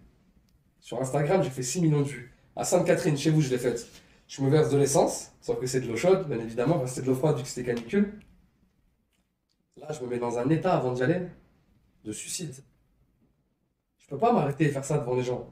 Il faut que je commence à penser tellement fort, comme si j'avais plus rien de ma vie. Je vais me foutre en l'air, tu sais. Et j'y vais, et je mets l'essence, Et je me dis, je commence à trembler, je me dis, si quelqu'un m'arrête, l'humanité est bon, si quelqu'un m'arrête pas, ils vont juste voir quelqu'un brûler, tu vois. Et heureusement, il y a quelqu'un qui m'arrêtait. Non, mais c'était de l'eau, donc je n'avais pas brûlé. Mais je suis obligé de me mettre dans ces émotions-là, tu comprends? Je suis un acteur, je joue un rôle. Je peux pas y aller comme ça et dire, ah, là, là, ça va. Donc, toi, tu regardes la vidéo, plus la musique, plus ça, t'es pris, tu sais. C'est fou! Je te connais même pas, vous êtes 32 millions à l'avoir vu.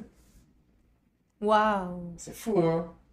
Ça, mais comment ça s'est fait ton premier vidéo qui était viral, que tu t'es dit, OK, mais je veux faire ça, je veux créer du contenu? Je cherche pas la notoriété, je cherche pas à ce que ce soit viral. Je fais des vidéos que ça plaise ou que ça plaise pas. Mhm. J'ai toujours aimé ça. OK. C'est la création d'émotions. Si moi, je shoot, je suis pris d'une émotion, je la monte, je ressens encore le truc, pour moi, j'ai fait le travail. OK. Je suis arrivé au résultat de ce que moi je voulais. Alors oui, c'est sûr, je veux montrer ma création aux gens. S'ils aiment, ça me fait plaisir. S'ils peuvent l'avoir, ça me fait plaisir. S'ils peuvent pas, c'est pas grave, je continue. Donc, ça veut dire que pour toi, avoir 2 vues, c'est autant beau qu'en avoir 2 millions? Exactement. Comme tu dis, j'ai atteint 2 personnes. Je cours pas après les vues ni C'est après. ça. Ah, c'est ça, c'est exactement ça. Exactement ça. Mais c'est beau, c'est parfait. Bah, parce que si tu cours après les vues, c'est qu'en fait, tu cours pas réellement après la création de vidéos, tu cours à te créer une notoriété. Exactement. Bon, c'est pas ça que je veux. Moi, je veux faire connaître des émotions et ce que j'ai créé aux gens. Mhm. Que ça va à 10 personnes, que ça va à 100, à 1 million, à 32 000. C'est pas grave, je m'en fous. Je suis pas dans. C'est pas les vues qui font le créateur. Que je fasse 32 millions de vues, que je fasse 100 millions. J'ai même une vidéo sur TikTok, elle avait fait 100 millions. Mais que je fasse 10 vues, ça me va très bien. Mhm. Parce que j'ai créé une émotion, moi je l'ai vécu, je suis bien. Je l'ai montée, elle m'a fait quelque chose au cœur, tu comprends? Bah, Et ça me t'as suffit. aimé ta vidéo quand tu l'as montée. C'est exactement ça. Si tu te bases sur les vues, t'es foutu. T'es foutu, tu peux pas te baser sur ça. Donc, ça t'est jamais arrivé. Et les mauvais commentaires, ça peut t'atteindre? J'en ai pas beaucoup, je dois avoir peut-être 2%. Ces 2%, ça t'atteint pas. Pas du tout. Pas du tout. Jamais. Jamais. Comment t'as fait pour te blinder à ça? Bah moi je suis dans la liberté d'expression. Ouais. Tu peux critiquer, bon, le mieux c'est que ce soit constructif. Mais si t'es là pour dire ouais, sale merde, ça arrête là, enfin, j'aime pas parce qu'à tel moment il y a eu ça, puis à tel moment il y a eu ça. Voilà pourquoi je n'aime pas le contenu. Parce que moi ça me convient pas. C'est réfléchi, il a vu, il a regardé, il a trouvé quelque chose à dire, merci, au revoir. Mais sinon, non, il n'y a pas. Puis même, pas à 30 ans, tu sais, ça va pas me toucher. Pas à 30 ans. J'avoue que par contre, si t'as tes vues comme je fais et tout ça, et que t'as 15 16 ans, c'est là que justement il y a des drames. Il faut que les parents soient derrière. Sinon, on leur revient encore aux parents. On leur revient encore aux parents. Puis est-ce que tu te vois à faire la création du contenu à long terme? T'aimes ça? Moi, je voudrais être acteur. Moi, ce que j'aime, c'est être acteur. Il y a 2 jours, j'ai joué pour une production. J'ai joué plusieurs fois pour le collège Sullivan. Tu vois, qu'un collège de multimédia, de plateau télé, tout ça. Une faculté. Je joue dans plein de prods depuis que je suis ici, donc c'est super marrant. À Montréal, c'est plus débloqué qu'en France. Mais Parce qu'en pourquoi tu veux retourner d'abord? j'ai pas dit que j'allais retourner définitif, j'ai dit que je rentrais chez moi un peu. Ok, ok, je pensais que t'allais retourner, ok. Non, non, non, non, je veux rentrer chez moi un peu. Chez moi, c'est bien aussi. Mais oui, mais Le oui. blanc rouge, hein. Tu connais l'hymne national d'ailleurs? Non? Allons, enfants de la patrie. T'as déjà entendu? Mais oui, je l'ai Le entendu. glas est arrivé. C'est la Coupe du Monde de rugby actuellement en France. C'est pour ça, supportez les bleus, blancs, rouges. Vraiment, les prochains qui vont Il est venir, beau, hein? Je sais pas s'il est bon, mais il a l'air beau. il a une vraie gueule, il est magnifique. Les prochains qui Il vont est venir après vraiment moi, cute. vraiment, elle sait accueillir. Tu me diras s'il est pas bon. S'il est pas bon, je l'achèterai plus. Parce qu'il est, il est healthy, genre. Il est pas bon. Il est bon, il est bon. Je sais même pas s'il est, comment ça s'appelle, sans lactose. Je suis C'est pas bon, sûre. il est vraiment bon, j'ai pas de Il est bon? problème. Ok, tant mieux donc. Puis là, le sport et le travail, c'est-tu des sources de guérison pour toi? Tout court, quand t'es stressé, frustré? Parce que t'aimes ça faire du sport. Ça se voit, non? Et tant mieux. Euh, Tu te souviens au début de la vidéo, vous vous souvenez, j'ai dit qu'on était 8. Maintenant, on est 7. 7 parce que j'ai un de mes grands frères qui est mort, qui est décédé le 11 février 2016, dans un tragique accident de voiture. Un tragique accident de voiture. J'ai perdu un de mes frères, qui a laissé ma nièce de 10 ans derrière. Wow. Ouais, avec sa maman. Et c'est lui, il pratiquait le bodybuilding, le culturisme, Ouais. en amateur. Et c'est lui qui m'a appris tout ça. Aussi, mon papa aussi était très culture aussi physique. Ben, j'ai suivi. Et en fait, si tu veux, le bodybuilding, c'est quoi? Au naturel, hein, pas de stéroïdes, je parle.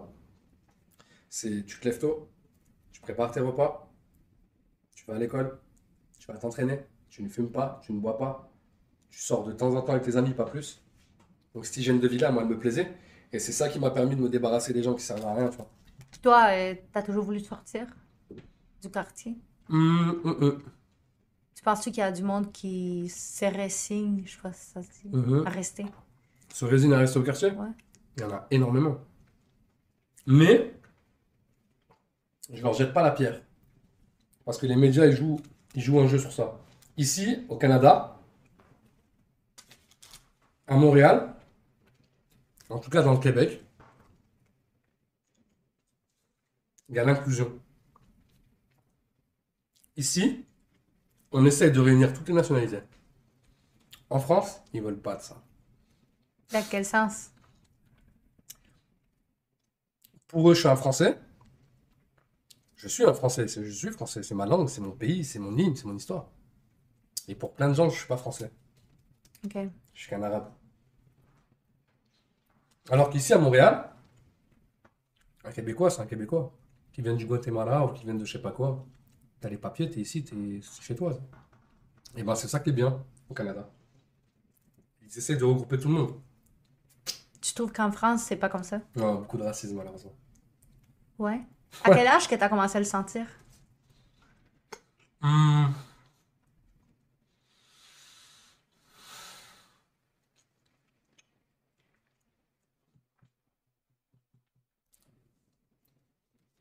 Au lycée, vers 15 ans.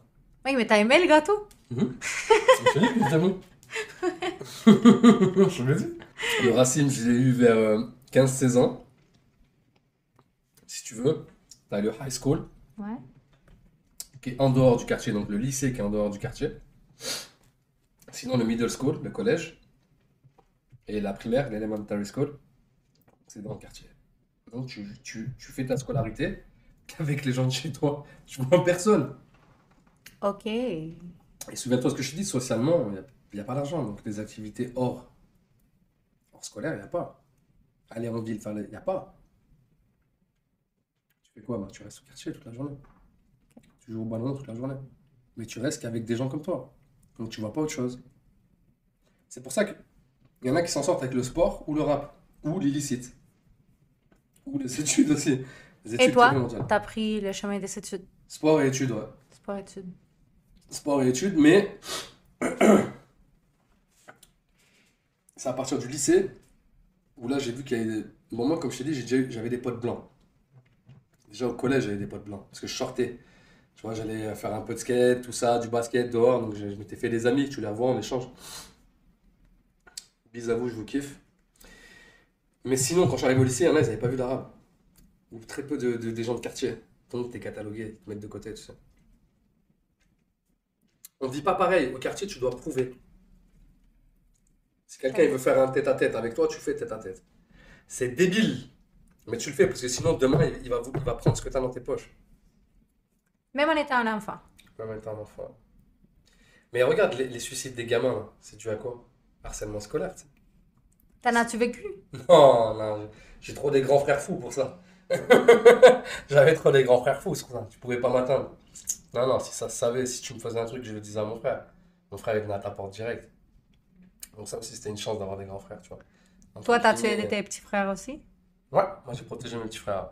J'ai protégé mes petits frères. Ouais. Oh, c'est pas pire. Non. Puis au niveau de ta scolarisation, comment t'as fait pour aller à l'école? On Euh, paye-tu en France? non. Ok, Non, tout est encore. gratuit. Tu vois, ça aussi, tu vois, je vais faire un top 5 de comment la France éteint le Canada, ou en tout cas éteint le Québec. Première chose, les études, on ne les paye pas. Même l'université. Même l'université, elle est publique. Mais es-tu classé selon tes notes? Bah, tu sors premier ou deuxième ou troisième de ta promo, ça c'est sûr que ça aide après, tu vois. Mais non, OK. ça va pas jouer sur. Donc, tu peux choisir ce que tu veux et... Non, bien évidemment, t'as des filières. T'as des filières à prendre, tout ça, une fois que t'es au high school, au lycée. Si t'es mauvais dans telle filière ou que tu passes de justesse, tu vas aller en fac, mais tu vas ramer, hein. Tu vas Ok. ramer, tu vas ramer. Tu vas prendre des cours un peu plus privés le soir ou travailler 2 fois plus à la fac, mais tu vas ramer. Mais ouais, on estime qu'en France, ça aussi, c'est la beauté, que la culture et le sport devraient être accessibles à tout le monde. Ici, il y a 2 jours, je suis parti pour faire un entraînement de MMA. On m'a dit MMA plus boxe taille, parce que j'aime beaucoup la boxe taille. Par mois, 155 $. C'est énormément cher, sachez-le. Bah, la France, elle éteint le Canada. Chez nous, tu payes 130 € une fois, c'est fini. Toute l'année, tu t'entraînes. Parce qu'on estime que le sport et la culture devraient être accessibles. Mais si tu faisais ça, tu vas dégaucher des pépites parmi tous ces gens-là. Là. Ça va arriver en masse. Il y en a, ils vont sortir du lot. Et c'est eux que tu vas pouvoir faire devenir des athlètes qui vont représenter le pays après. Tu vois, la France. Et tous les dimanches du premier mois, tous les dimanches du premier mois, tous les musées sont gratuits. Ici aussi. Ah, ils le font? Oui. Oui, ils nous ont copié. Ils nous ont copié. Vous nous avez copié, commencez par me dire je sais pas quoi. Oui, il est fort. Depuis longtemps, genre? Je sais pas. Quelques années? Ok, vous nous avez copié de toute façon. On est des cousins. T'as perdu un point dans ton 5. Top 5. Mais je vais en trouver d'autres. C'est que j'avais commencé à faire une vidéo sur ça, sur 5 points que la France éteint le Canada. Mais il y a 5 points où le Canada éteint la France sur d'autres choses, tu vois. Comme je te disais, l'inclusion, tout ça, ça c'est bien, tu vois. Ça c'est bien. Puis même les minorités visibles. Tu vois, si dans une boîte il y a beaucoup de blancs, on va essayer de mettre un peu de noir, un peu d'arabe, tu vois. Ils sont pas nuls, ils sont compétents pareil, mais voilà, on va mettre un peu de couleur dans tout ça, c'est bien. Tu sais, ça force à. Bah, t'as envie d'y aller, tu vois. Puis quand tu viens d'un quartier populaire, Mhm. est-ce que tu trouves que c'est difficile d'aller chercher de la scolarisation? Vu qu'il y en a pour tout le monde, comme tu dis? Bah, en fait, si tu veux, on marche par secteur. Si par exemple, je vais te donner une idée pour les auditeurs et les auditrices, c'est sur la rive sud, tu vas pas pouvoir étudier à la rive nord, hein. Et tu vois, ça marche par secteur. Ton école, elle sera à côté de la rive sud, enfin, elle sera dans la rive sud, tu vois. OK. Tout dépend de ta spécialisation. Si tu n'as qu'une école d'ingénieur dans ta spé, je sais pas, moi, aéronautique et à Laval, tu vas aller à Laval, bien évidemment, tu vas prendre un appartement. Mais si c'est pour du lycée ou du collège, donc middle school, tout ça, tu vas au collège à côté de chez toi, tu vas au lycée à côté de chez toi. OK. Donc, toi, c'était à côté de chez toi? Ouais. Ou c'est plus loin? C'était pas très loin, c'est en centre-ville. OK. T'as aimé ça? Ouais. T'as choisi tout de suite, c'est toi qui as choisi? Ouais, moi j'avais fait études générales, mais après j'ai arrêté l'école. Dès que je te laissais, j'ai arrêté. Et j'ai repris après. OK. J'ai repris à 20 et quelques années, à 20 ans, OK, mais t'as pris une pause de combien de temps? 3 ans? 3-4 ans, un truc comme ça. Ouais. Puis t'as fait quoi pendant ta pause? Vendu de la drogue. Oh, pour de vrai? Puis, c'est comment ça? C'est de la merde, faut pas le faire. C'est de la merde, faut pas le faire. Pourquoi t'as décidé de faire ça? Crise J'avais d'adolescence? commencé à 16-17 ans, hein, parce que comme mon père était en prison, mes frères aussi, ils n'avaient rien à manger. Ça m'énervait que ma mère elle se casse le dos, tout ça. Donc ouais, j'ai vendu un peu de drogue. Par contre, pas de coke. Aucune drogue dure. Mhm. Aucune drogue dure, regarde-moi bien. Aucune drogue dure. Mais tu le Pourquoi? faisais à cause de... Tu voulais juste aider, là. Aider Ça un- venait un pour dans... nourrir. C'est ça. Mais c'est ce que j'ai fait. Moi, c'est pas, je vais pas m'inventer une vie. Mon C'est père est ça. en prison, mes frères sont en prison. Je vis dans un HLM pourri. Il y a de la moisissure. Ma mère, elle pleure. Et on est 8. Tu vois, il en manque 3. Je fais comment? Ben, on est tout jeune. Comment on fait pour travailler? Je suis à l'école. Mes frères et sœurs sont à l'école. Ma mère, elle galère. Elle fait le ménage. Elle a le canal carpien qui vient de lâcher. Je vends de la drogue, gars. Je vends pas de la drogue pour devenir millionnaire. Tu deviens pas millionnaire avec ces conneries. Faut vendre de la coke et des trucs de fou. Moi, je fais pas ça. Aucune drogue dure. Aucune drogue dure. Comme ça, j'ai pas de mort sur la conscience. Deuxième règle, ne jamais fumer ou prendre ce que tu vends. C'est très très important ça. Tu l'as jamais fait? Jamais. Mais non, je fumais pas, je buvais pas. Troisième règle, ne deviens pas millionnaire et ne crois pas une seule seconde que tu vas le devenir. Contente-toi un tout petit peu de ce que tu as pour juste payer 200-300 € de courses tous les mois, c'est tout. Tu t'en donné à ta mère? Je payais les courses. Je connais pas ma mère, mais je payais les courses. Est-ce qu'elle s'est demandé d'où tu sûr prenais qu'elle de l'argent? Ouais. Et je mentais, je disais que je travaillais. Parce qu'à la différence de vous, ici au Canada, regarde, top 1 que le Canada est à la France. À 13, 12, 14, 15 ans, tu peux travailler. OK. Pas en France. Tu travailles pas à 12 ans. OK. Ici, c'est normal, t'as bien vu? 12 ici? Je pense pas. Si, si, j'ai vu des gamins de 12 ans Je pense travailler. 14. Je crois qu'il m'a dit 12. Dans un IGA. IGA, là? IGA. Ouais, c'est pareil. C'est quand que t'as dit j'arrête de vendre de la drogue? Ça en est assez, ça m'amène nulle part ou. Quand j'ai compris qu'il fallait bosser, donc je suis retourné à l'école. Et comme je t'ai dit, Y a-tu un événement qui en t'a vrai, j'ai comme. vendu de la drogue de mes 16, non, de mes 14 ans, pardon, de mes 14-15 ans. Au collège, je vendais déjà de la drogue. Pas dans le collège, je faisais ça au quartier, parce que nous, c'est structuré. T'as un terrain de vente, tout ça. C'était à mes frères, le terrain, donc moi, je bossais pour mes frères. Et, euh, et moi, j'avais l'avantage de pas devoir de l'argent à des gens qui vont te faire du mal. OK. Parce que moi, je prenais à mes frères, ils étaient en prison, mais j'avais leur contact. C'est-à-dire, moi, quand je devais de l'argent, je devais de l'argent à mes frères. Et j'ai jamais vu un de mes frères me dire, il est où mon argent? Ouais. Tu vois, j'ai jamais vu aucun de mes frères me dire ça, tu vois. Ils me laissaient faire, je payais quand je voulais, si je voulais pas vendre, je vendais pas. Donc j'étais à l'abri par rapport à ça, tu vois. J'avais Ouais. pas de pression. Mais moi, comme je t'ai dit, je voulais pas devenir millionnaire. Tu sais, je voulais pas non plus faire rentrer des 1500, je voulais juste avoir 300-400 euros. Je paye tous les mois des grosses courses à ma maman. J'achète une paire de chaussures de temps en temps pour ma rentrée, des cahiers, c'est bon, tu vois. Pour pas être le clochard quand tu rentres. Au moins avoir une petite veste, un petit pantalon, une paire de chaussures et tu vas à l'école, entre guillemets, comme tout le monde. Donc, j'ai vendu de mes 14 à mes 18. J'ai arrêté quand je suis devenu animateur. Est-ce que tu te sentais mal de vendre de la drogue? Ou non? Non, parce que tu vis dans un quartier et que la priorité c'était ma mère, Ok. c'était ma maman. La priorité c'est ma maman, je m'en fous du reste. Les conséquences, faut toujours recontextualiser. J'avais quand même 14-15 ans. T'étais jeune, C'est ça. ouais. C'est qui compte le plus pour moi? Ma maman, Mhm. c'est mon pilier. Mhm. Il n'y a que elle qui compte, le reste, je m'en fiche. Donc, ouais, j'avais pas de Et tes remords. frères et sœurs aussi, tu pouvais les aider avec ça? Avec les courses? Exactement. Exactement. C'est ça. Donc tu le faisais pas parce que tu voulais faire ton bad boy. Je suis pas un bad boy. C'est ça, tu le faisais parce que tu voulais aider ta Ouais, mère. moi, je me donne pas un jeu. Je suis pas là pour faire Al Capone ou je ne sais quoi. Non. Non, non, moi, je sortais de l'école, 17 h. J'avais déjà fait mes devoirs. J'ai resté toujours en permanence 1 heure entre midi et 2 faire mes devoirs. Comme ça, j'ai pas à les faire dès que je rentre. Juste à lire et je vais dormir. À 17 h, j'étais sur le terrain de vente et je vendais ma drogue jusqu'à 20 h, 21 h. Quand même. Ouais. Des fois, le matin, j'avais cours à 9 h. Je sortais à 6 h, 6 h 30, 7 h, je vendais ma drogue. J'allais en cours après. Et tu ne consommais pas. Non. T'as jamais essayé. Non. Je fume pas, je bois pas, moi. Que du poulet, mon gars. T'as jamais essayé. Non. T'avais même pas la tentation. Non, parce que je savais que c'était de la merde. Comment tu savais? Mon père, tu te rappelles, je t'ai dit, mon père, c'est un vaillant. Lui, il nous a prévenus de tout ça. Tu sais. Puis j'ai vu les gens autour de moi, des amis, tout le monde au quartier fume. Tu sais quel est le premier importateur de shit? Tu sais ce que c'est le shit? Je parle pas de la merde. It's not like a shit, you know? It's like weed, you know weed? Ok.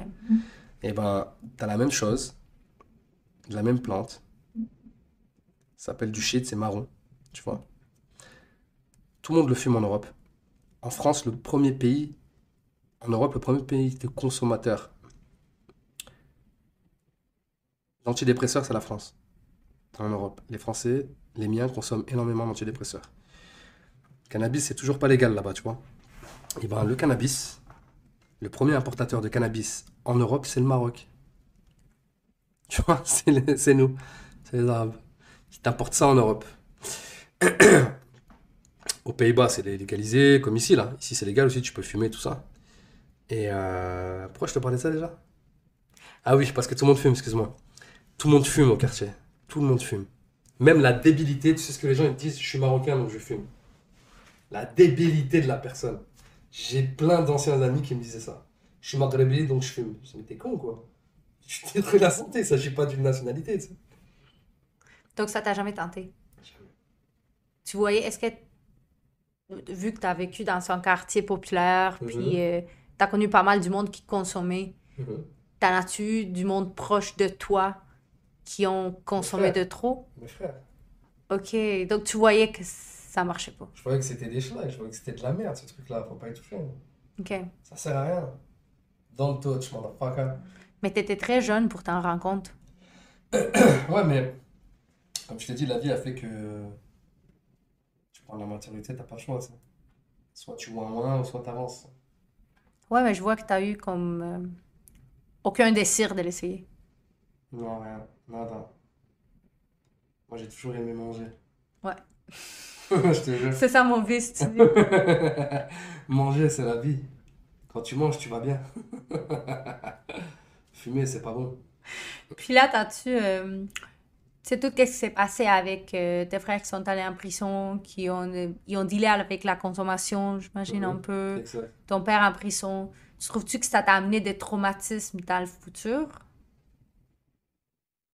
Comment Mhm. t'as fait pour les guérir, les travailler, Sport. le sport? Le sport, et surtout, tu sais, le sport, ça ouvre.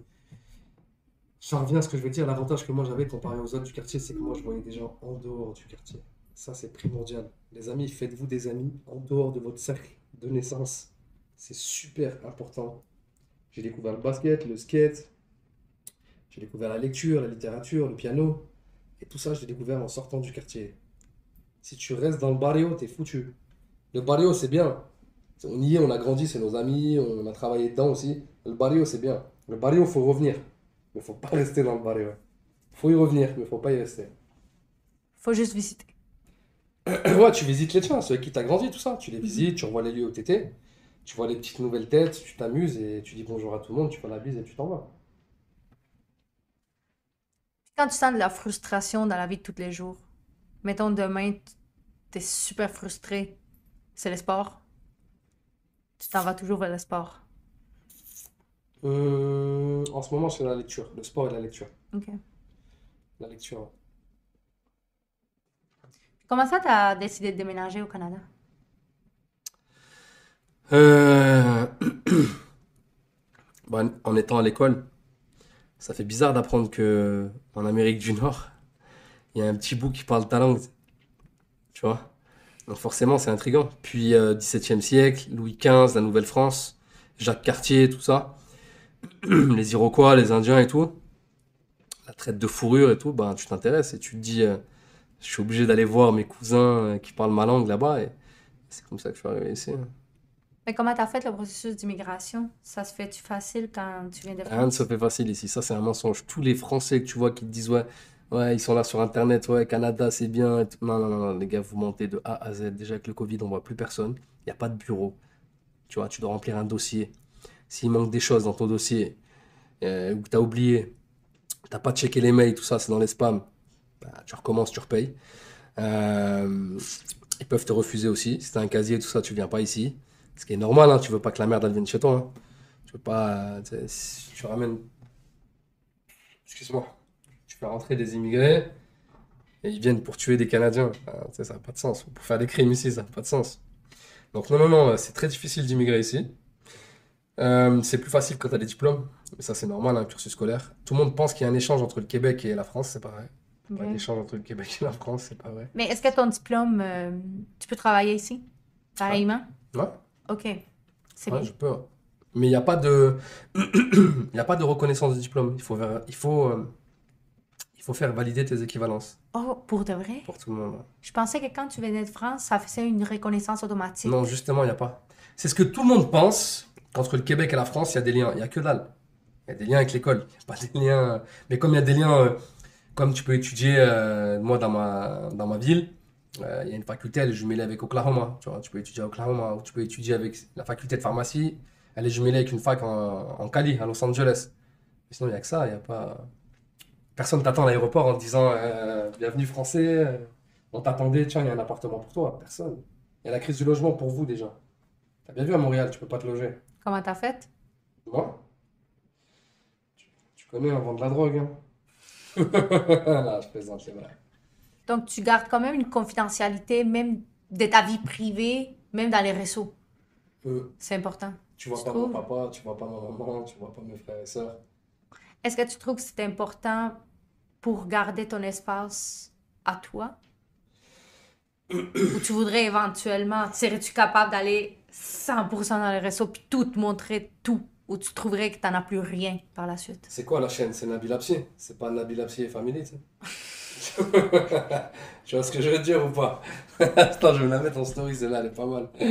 Je vais me la mettre, celle-là, elle est terrible, tu sais. Moi, je suis minutieux, tu sais. Moi, je dis rien.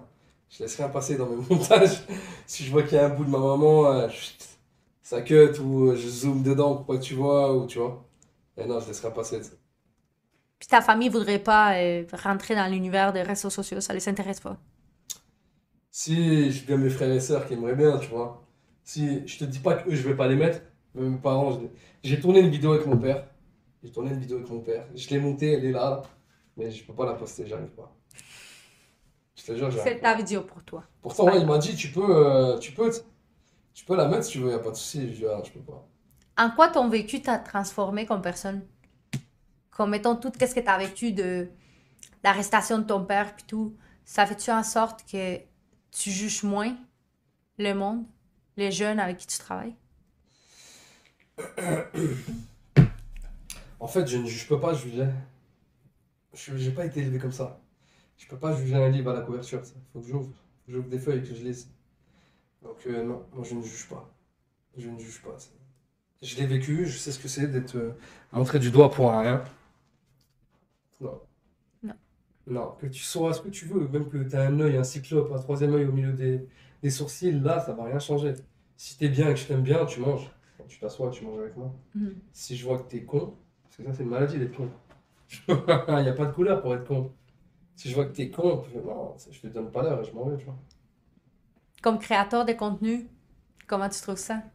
La vie, Ouais. c'est bien. C'est bien. Ça t'a-tu aidé économiquement?